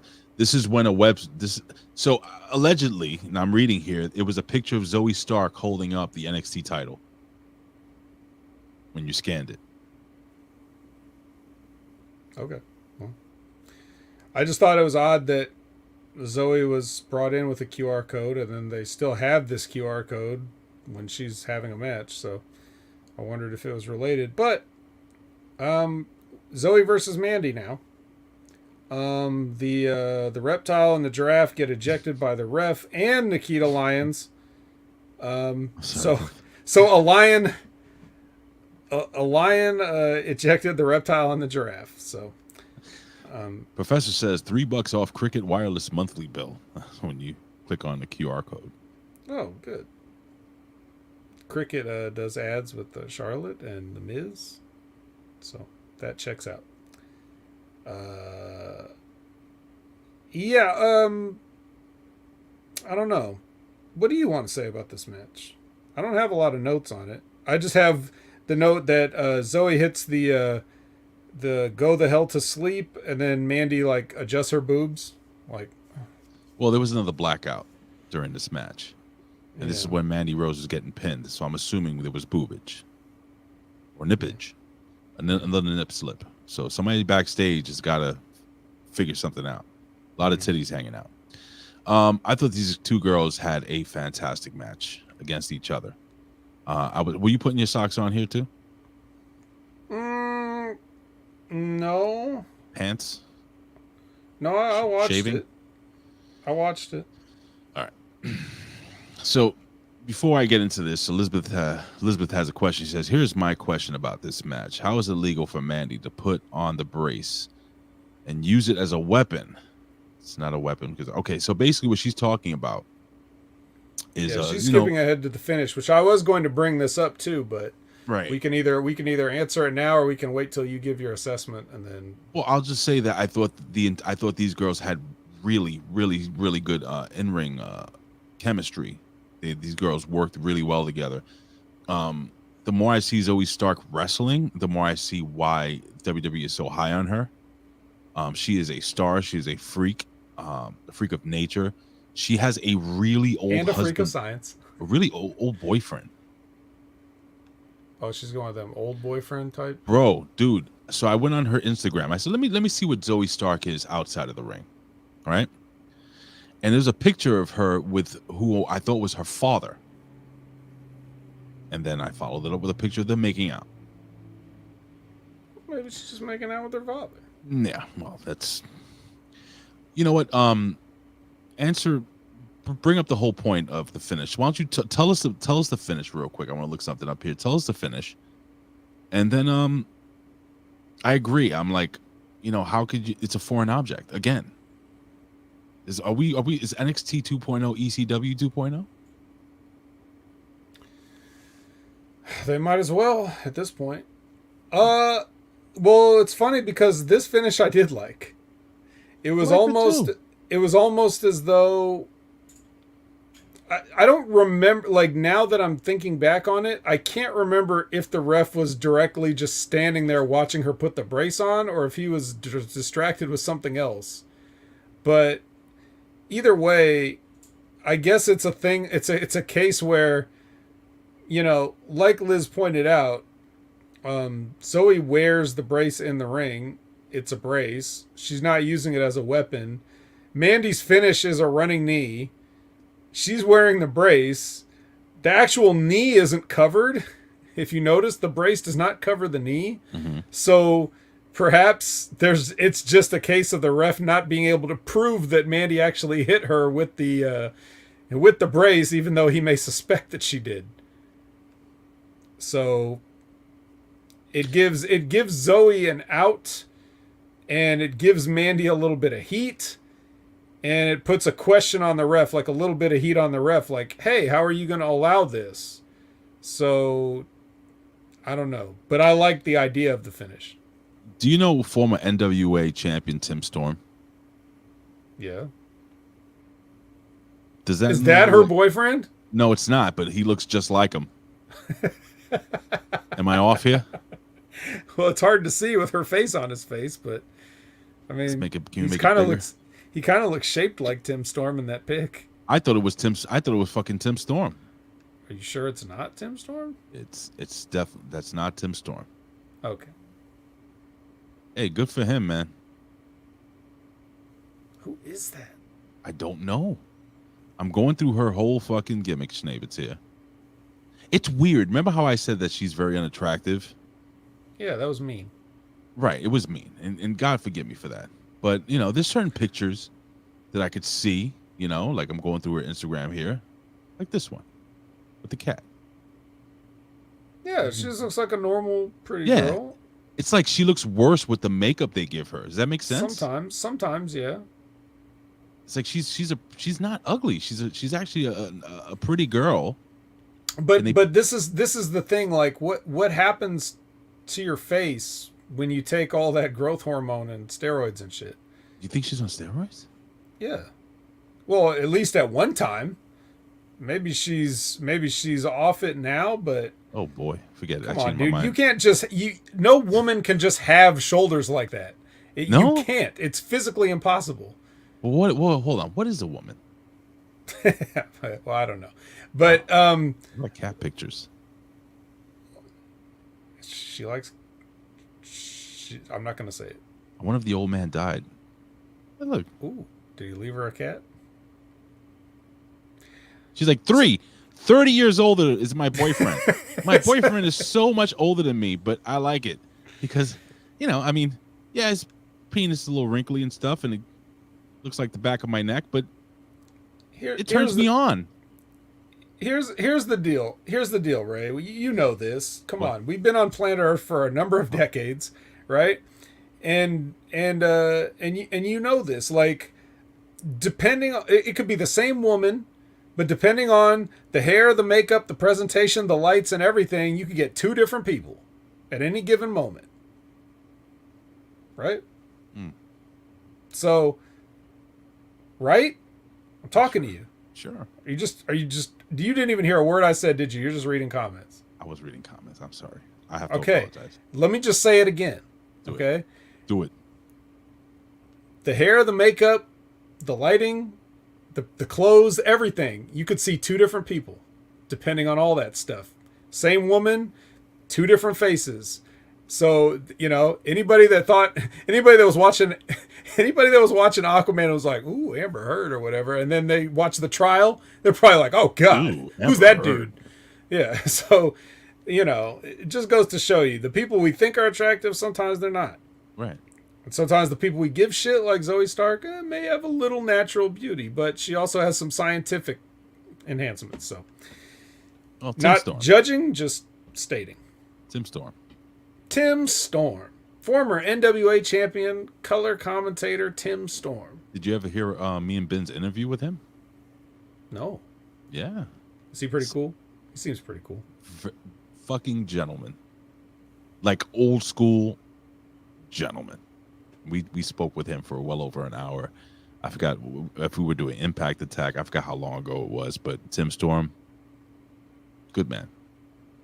Yeah. It's funny too, when you watch NWA, he's literally sitting there with his sport coat and he has like his hands folded in his lap, you know, and he's just calmly talking. He's that guy. Like he's just an old school gentleman, you know? Yeah. And he's banging Zoe Stark, I guess. Yeah, I guess. Awesome. So anyway, yeah, he's not on this show. So, so at this point in the show, after this Mandy match, I clicked off NXT because it was time to go to work. No. And then I normally pick this up on my lunch break, and then so on my break, I must have accidentally when I went to my wrestling website links and stuff, I must have accidentally clicked the Impact link because there was a chair in a room that could only be described as purple.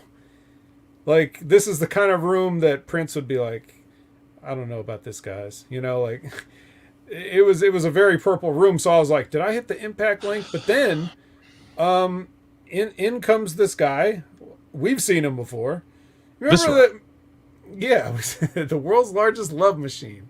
You remember when who was it that was fighting like three jobbers and one of them looked like it was like Abdullah the Butcher's son? That was him. That was the sumo guy. Yeah. Whatever the fuck he was.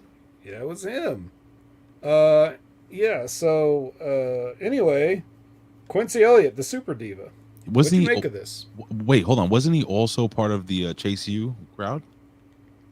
He was maybe at one time, yes, I believe. What did I make of this? Well, first, I said to myself, it's like if Velveteen Dream and Viscera had a child. Wow. That's what I thought. So let's put it out there. This gentleman is actually he's an openly gay man. He was actually ranked. Yeah, he was actually ranked in the top 500 LGBTQ wrestlers of 2021, I think, if I'm correct. Fuck, why not? This is different. Hear me out, okay? So when he's cutting his promo, I'm like, oh boy, this guy's. Wait a second, is he effeminate? Okay, now he's huge. All right, he's a diva. Okay, I see him wearing the little Hello Kitty T-shirt, whatever the fuck he was wearing, Bratz T-shirt. I'm like, this is so fucking different that it could just work. It has me intrigued. It has me intrigued. That's all I have to say. If you've been watching NXT Level Up, which I know you have not, absolutely not. But if you had, you probably seen this guy a few times here at this point. The crowd, the people there will know who he is. They're very into what he's doing. I think probably the biggest thing about this guy that will impress people is that he's able to get up after falling on the mat at all. So is he right agile? off the bat, right off the bat, pretty agile, being able to get back up. So, yeah, he's something, all right. I don't know what, but he's something. Listen, pro wrestling. What does Ben say? Carnies, queers, and addicts. Got the queer. Yep. I'm not hating this at all, bro. I think this could be if he's like what you tell me. If he can move, and he's got that sassy fucking attitude and that diva shit, that's fucking different. He's a big kid, bro. Why not? Fuck that. Fuck it. Let's see what happens. I'm interested. I'm very, very interested to see this kid. By the way, I have to say that the crowd, the live crowd, no piped in music, no piped in crowd cheering. I don't think for most of the event, they were fucking loving this entire show. I think the best reaction was for this match. I think people were exhausted after the Brandi Rhodes championship match as she wins the match, and we'll go back in time and tell you that she did use a knee brace after she took it off of Zoe Stark and used it and knocked her out with it. Moving forward, we get a Grayson Waller thing too, right? Oh, Jesus. You didn't even say it right. Grayson Waller. He's backstage. Yeah, he's backstage. He just does a thing with Mackenzie where he says some stuff. I don't remember a word he said. Nobody does. And I was doing nothing but listening to it, and I still don't remember what he said. Yeah. But it's interesting you make that point about the crowd, because next we get our main event, which is, and I think you already know where I'm going with this. You get Junior versus JD McDonough, and when they did the champion introductions, you could not have had a more disinterested crowd when they announced Braun Breaker's name. Like, they were just like, yeah, I guess. Ring the bell. Fine. They are not. They're it's too one dimensional at this point. In the words of Homer Simpson, no. Oh. They died for this match. The crowd was hot the entire night. This was like nobody gave a fuck. Well, quite frankly, Ray, they were right not to, because this match, it was lame. Let me ask you a couple of questions. Oh God, here we go. I'm scared. What did you know, I assume that they're pairing Braun with these guys to get him polished up and get him experience and stuff. So, they've been telling us that this guy is like, he likes pain, and they keep saying he's a surgeon in there. He's a surgeon. I'm a pusher, Katie. I'm a pusher. All right. What movie's that from, Liz? So anyway, let me ask you, Ray, what did JD do to stand out in this match as a surgeon or a masochist or any character whatsoever? What did he do in this match? Let me get my list. Hold on. Oh, you got a nice list. You made a list. Yeah, that's arm drag. Arm bar. That's all I got. That's it. And Bro, those were from Steiner Jr. So JD McDonough, I'm expecting him to do all these different variations of arm locks and arm attacks, and because he's targeting the shoulder. Mean Girls. Mean Girls, very good. But yeah, he just didn't do much. Braun Breaker, I don't know what the fuck. See, WWE fucked up by calling him Breaker, number one. Wait, Ray, that was his idea. Well, that's a stupid idea. I think his father should have talked him out of it, or his uncle. He seems like he's trying to lean more into the whole big booty daddy Rick Steiner gimmick, but I don't know. Wait, boy, I'll tell you, this match had me just disinterested to a point that I'm just like, picture in picture. Let me just fast forward through this. I went past the picture in picture to get to the finish. You're working the arm the entire time. You're coming off of an arm injury or a shoulder injury, and yet he hits him with the military press finish. Oh yeah, he's fine. That guy wasn't shit. That was shite, as you would say in the UK. It was shite. It was shite. Not good. JD McDonough did not get over in any way to me. He's clearly wearing lifts in his shoes.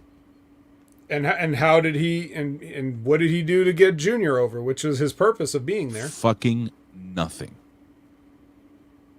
He couldn't turn the crowd. He couldn't get the crowd behind the guy they were supposed to get behind.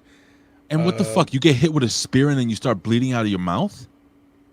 Yeah, he was bleeding internally. Is that what that was? Apparently, yeah. He got some ruptured organs. You take a spear to the spleen, or maybe this shit turned me the fuck off. Like, the women's match would have been a great way to go off the air. Great main event. Everybody was fucking like excited. Like they were excited for this. I could name. Let me see. Cora Jade, Roxanne Perez could have main evented this match. This little gimmick here. The fucking the brawl between Vinci and not Vinci. God damn it. What's his name? The fucking Santos and Tony. Santos. Oh my God, that could have. Every match here was better than this match. Yep. Every match had stakes. Every match had decent finishes or a good finish, in my opinion. I think most of this card was really, really good. Every match, the crowd was incredibly hot. I mean, they were getting beeped out. Holy shit, getting beeped out every second. Yep. What were they saying about something? Fuck. They were getting beeped out with the fuck. You sick fuck. I think it was in this match, wasn't it? You sick fuck. The crowd was actually rather into JD McDonough. They would rather have he won, which is again the not the desired effect. I don't think. Bro, Braun Breaker is not a fucking baby face. He's not. I mean, he could be, but what he needs to fucking do. Can I tell you what he needs to do? Straight up. And I think it'll get over if he does it. He needs to fully embrace Big Papa Pump. I think he needs to dye his fucking hair blonde on top. I think he needs to wear that little chain link gimmick on his fucking head.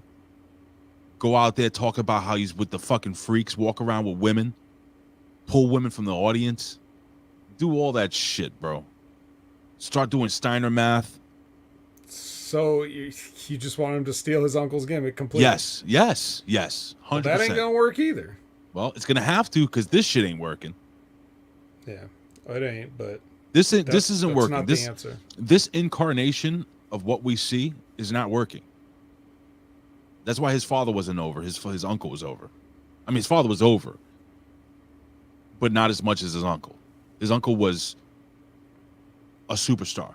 His dad was a star. That was well known, respected, feared, if I may. Well, times. here's what I think is really the problem, because I'm seeing things that people are saying, like, of course Yojimbo's blaming Triple H. He wouldn't be Yojimbo if he didn't try to blame Triple H for this. Ooh. What's your name, fella? Triple H. Liz saying he has no personality. That's the problem. It's a little bit of that, maybe. That he has no personality. But the other problem is this. We didn't even get any time to go on the journey with this guy. He just showed up one day and immediately started beating everybody. And there was nowhere to go but down. And he already lost the title once. To fucking Dolph Ziggler, of all people. Right. So the what do you call it? The invincibility cloak was lifted.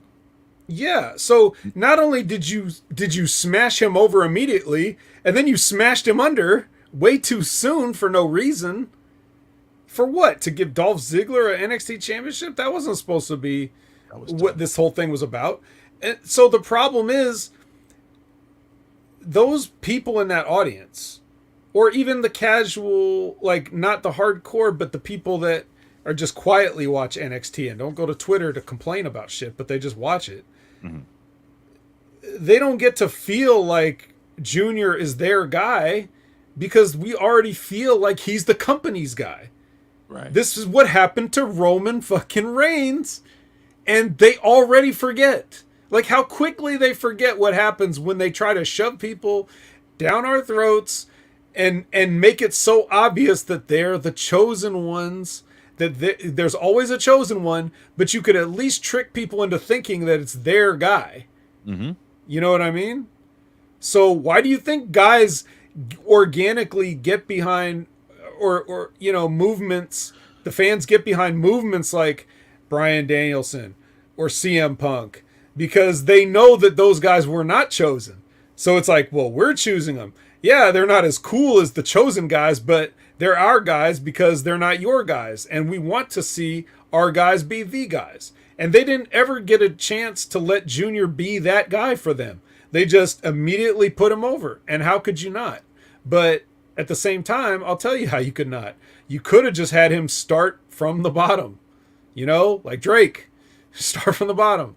And just slowly get the people behind him and don't make it so obvious that you already earmarked this guy for greatness. You know? Also, his name's stupid. But, I mean, mostly it's the other thing. So the people were with him at first, and they completely ran out of ideas, and now the people are just like, they're not feeling it. Because he's not... They know that even if they wanted him to be their guy, he was always the company's guy. So it takes the fun out of it. And let me tell you something else, brother. After this match, when Tyler Bate comes out... Tyler Bate. La da da da da da da da da. That's the other thing that we're not going to get here. We're not going to get all the great UK chants when all these people come over because these guys won't. You'd be surprised. There's a bunch of marks there that'll fucking start chanting and stuff. Well, they never did the cool, you know, Zach Gibson. If you hate Gibson, shoes off chant. That they never did that. So, facts. I don't have hope for this. But anyway, so Tyler Bate's a guy that the crowd has got behind. And let me tell you something. If you put Tyler Bate in that ring with Braun Jr., if you think that they fucking turned on him for JD McDonough, they're going to be 1,000,000% behind Tyler Bate. They like that kid. They know that kid. They like that kid. Yeah. So this is the worst thing you could do. Or is it the best thing? Are they? It depends on what they want. Are they gonna turn Braun? Are they gonna, you know, have him embrace the evil? We'll see.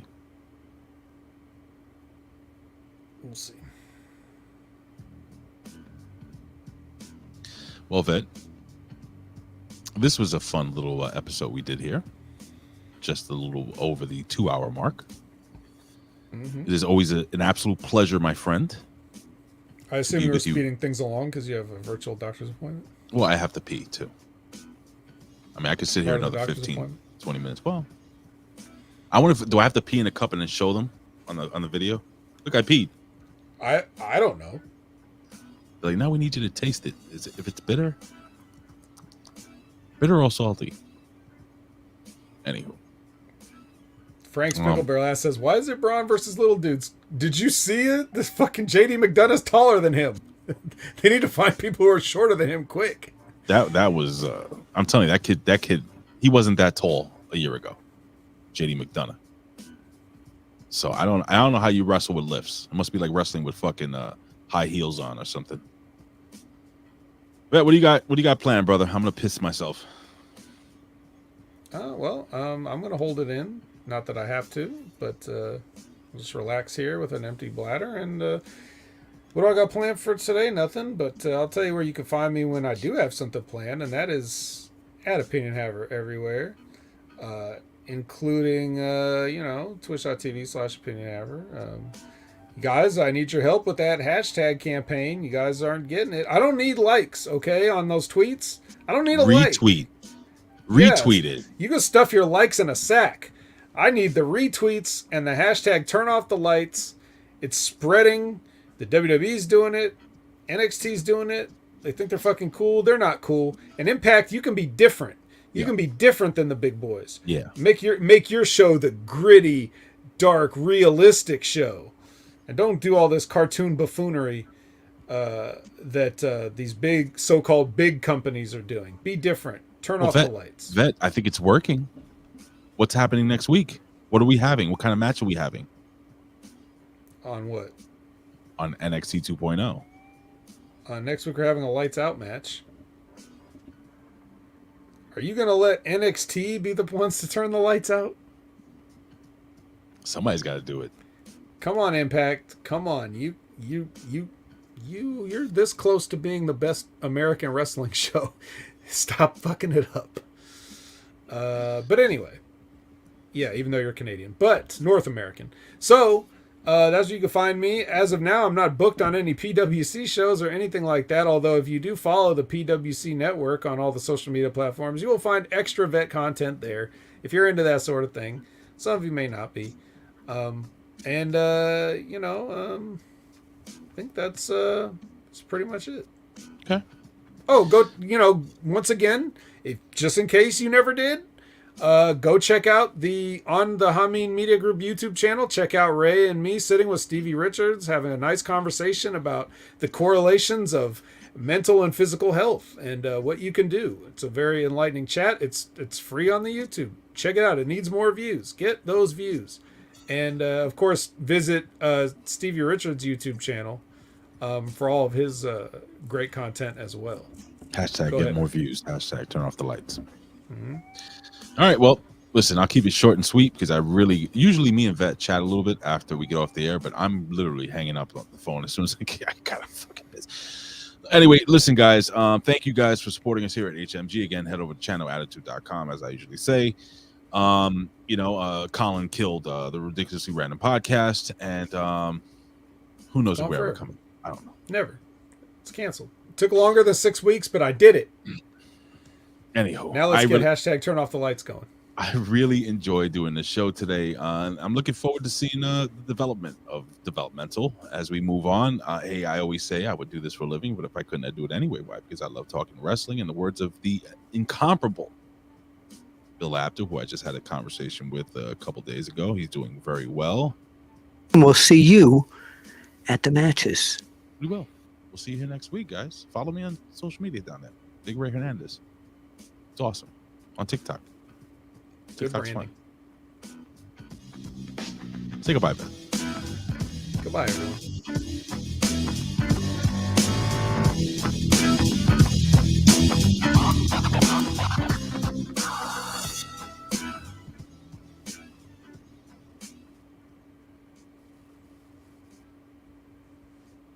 No, I'm serious. I'm dead serious. I wonder what the star rating will be. I haven't heard that yet. Has anyone hit 8 yet? Are we 9? Is he into the 10s yet? That moron. Nobody cares.